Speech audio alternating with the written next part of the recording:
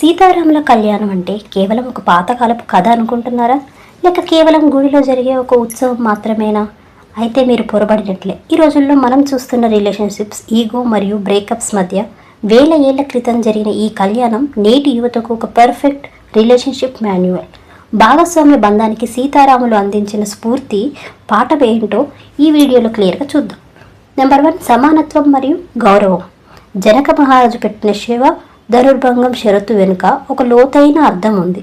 సీతమ్మ వంటి గొప్ప వ్యక్తిత్వానికి సమానమైన పరాక్రమం, ధైర్యం ఉన్న వ్యక్తి మాత్రమే భర్త కావాలని ఆయన కోరుకున్నారు. అంటే ఒక బంధం నిలబడాలంటే ఇద్దరి మధ్య గౌరవం ఉండాలి. నేటి పాఠం, భాగస్వామిని కేవలం ఒక తోడుగా కాకుండా మీతో సమానమైన గౌరవం ఉన్న వ్యక్తిగా చూడటమే అసలైన ప్రేమ. నెంబర్ 2, కష్టాలలో తోడుండటం. రాముడు అడవికి వెళ్లాల్సి వచ్చినప్పుడు సీతారాముల మధ్య జరిగిన సంభాషణ ప్రతి యువ జంటకు ఒక పాఠం. రాముడు ఆమెను రాజభవనంలో ఉండమని కోరినా సీతమ్మ తన సుఖాలను వదులుకొని రాముడి అడుగులో అడుగు వేసింది. అలాగే రాముడు కూడా ఆమెను ప్రతిక్షణం కంటికి రెప్పలా కాపాడుకున్నాడు. So what?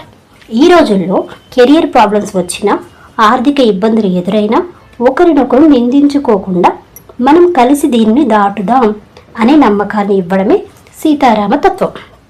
నెంబర్ 3, సహధర్మచారిణి. అంటే అర్థం ఏంటి? మనం పెళ్లి మంత్రాలలో సహధర్మచారిణి అని వింటాం. అంటే భర్త చేసే ప్రతి పనిలో భాగస్వామిగా ఉండటం. సీతమ్మ కేవలం భార్యగా మాత్రమే కాదు, రాముడి ఆశయాలకు వెన్నుముక్కగా నిలిచింది. ప్రాక్టికల్ సలహా: మీ పార్ట్నర్ గోల్స్ని, వారి కలలను మీ కలలుగా భావించి సపోర్ట్ చేసినప్పుడే ఆ బంధం కళ్యాణప్రదంగా మారుతుంది. పెళ్ళి అనేది ఒక కాంట్రాక్ట్ కాదు, అది ఒక సాక్రిఫైసింగ్ అండర్స్టాండింగ్. ఈ రోజుల్లో చాలామంది నా ఇష్టం నా లైఫ్ అనుకుంటున్నారు. కానీ సీతారాముల కథ చెప్పేది ఏంటంటే, మన ఇష్టం మన లైఫ్ అని ఎప్పుడైతే అనుకుంటామో అప్పుడే ఆ బంధం కలకాలం నిలుస్తుంది. రాబోయే రోజుల్లో కౌన్సిలింగ్ సెషన్స్ కంటే మన పురాణాల్లోని ఇలాంటి పాత్రల విశ్లేషణ యువతకు ఎక్కువ మానసిక స్థిరత్వాన్ని ఇస్తుంది. మోడర్న్ కపుల్స్ మళ్ళీ ఈ రూట్స్ వైపు రావడం ఖాయం.